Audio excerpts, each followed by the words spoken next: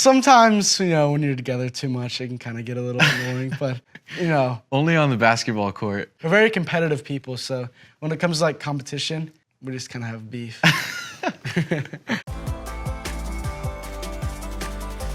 We're CB30. And our lives totally changed this year. We are actually brothers, and we have like a 3-year age difference. 20 and 17. We started writing music maybe like 8 years ago. We were pretty little. We put a lot of hard work into it, and we've been doing it for, surprisingly, like looking at us, we are young, but we've been doing it for years. Been signed writers for 5 years and just like grinding out songs and playing shows and posting videos.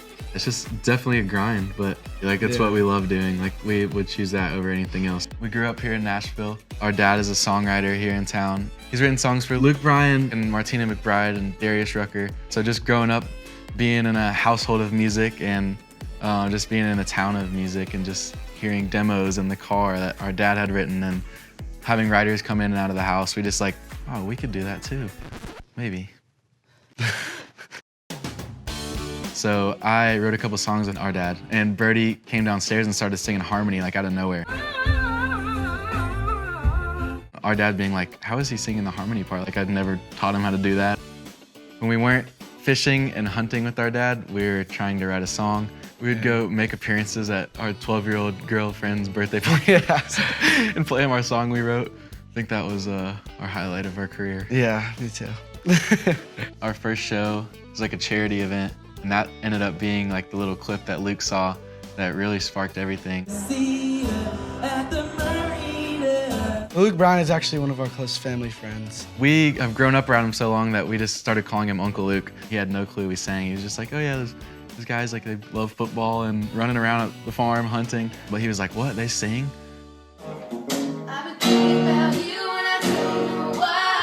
I had no clue what a record deal was. Here we go. We got pulled out of school when we signed. He left middle school and we went and signed the deal. Like right when we were signing the papers, I was like, so we get to put out music now? Our first song comes out tomorrow? Yeah. My boy! Yeah. But just being so young and like having all those big conversations that you don't usually have at that age, definitely stressed us out a little bit. And also we both hit puberty. I recorded through my whole voice change. I was 15 and now Birdie's just out of his. Guess I'm done with it now. Done with it. Yeah, I guess I'm done. It's just a natural thing that everyone goes through, but you don't realize like what the importance of it is unless you're a signed artist. I literally felt like I was like, shows. I just couldn't sing. Like, it was really very stressful when we were going through it because I literally couldn't sing a note. But yeah, you can definitely tell we sound like little girls. Yeah. We are so excited for you guys to hear our song Marina on Radio Disney Country. Can't wait for you guys to hear it. Now we got to go to school. We were kind of in a role. We were writing a lot of music. We were playing shows with Luke. We got to play stadiums with him, playing songs for like 40,000 people. Craziest moment of our lives. I think it is cool being so young and in the business. Heading to the red carpet pretty soon. How you feeling? You feeling good? Yeah, you ready? We grew up on social media. That's all we've ever known. Brody is kind of like the TikTok man. I give him credit for the early days. I should not buy it for you.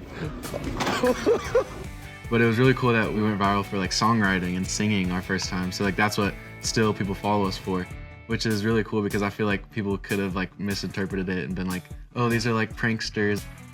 We sang our order for McDonald's. That was kind of where it all started. When he was playing football, I was sitting at the house. I just got done with school. I was just scrolling on my For You page and I saw Charlie Puth did this like instrumental thing. And he was like, someone write to this. And I wrote to it, but it was like to a McDonald's order. I came home and Brody was like, we're going to sing our order to McDonald's. Yes. And he was like so confused. I was like, what? And then we did it. Can I get a side of fries with some extra barbecue? We were sitting there refreshing it and it was just like 1 million. And then like 10 minutes later, 1.1 million, like 100,000 people in 10 minutes. And it ended up hitting like 2 million that night. I had no clue things would just pop off like that. We're just posting it for fun. I think TikTok was so new at the time and we had definitely never seen those numbers. Had a lot more eyes on us and we did have a lot more confidence just being like, wow, like our voices and the songs we write can do these numbers, so let's just keep doing it. We went to drive-thrus 3 times a week from then on out. Yep. We've actually had to give Luke Bryan some advice, but on social media. We were on a boat fishing, and he was like, Brody, how do I go live on Instagram? So we kind of helped him with how to like use apps. We went on a family trip all together, and we were filming, and he saw us like, what are y'all doing? Like, why are y'all filming so many videos? And we made him do like a couple dances with us. Yeah. And we did a cover of Cover Me Up, and we posted that on TikTok, and that did really well. We were kind of showing Luke the TikTok ropes because he showed us all the others. So we just wrote this song. Brody and I wrote it a couple days ago, and we know you haven't heard it, so we wanted to get your opinion. All right, here we go. Chill touch, cause I can't stop but a little bit. You put your hands on me, and I don't wanna quit. Can't take your body, your mind racing. Loving you ain't healthy. I love it. You know I can't help it. But when I'm holding you play with my emotions. You're a heartache in that dress. Being in the studio with your brother and your dad is like, I don't know who else gets to do it. Maybe Thomas Pretty Rhett. annoying sometimes. No, I'm kidding. Was gonna say it's really cool. It is really cool for the most part. Yes.